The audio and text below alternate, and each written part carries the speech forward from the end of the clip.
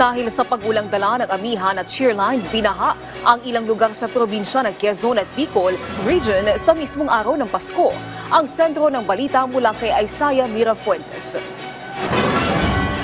Malawak ang pag-ulan ang naranasan sa Luzon sa mismong araw ng Pasko.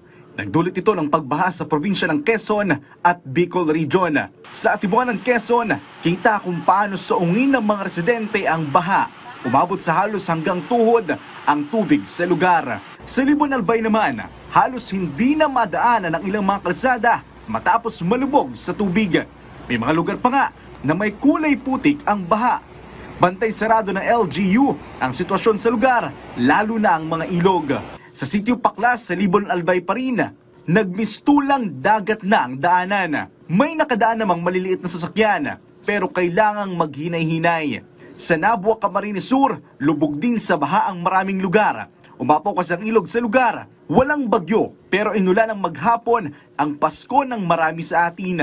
Ayon sa Pag-asa, dahil daw ito sa amihan at shearline o banggaan ng malamig at mainit na hangin. Isaiah Mirafuentes para sa Pambansang TV sa Bagong Pilipinas.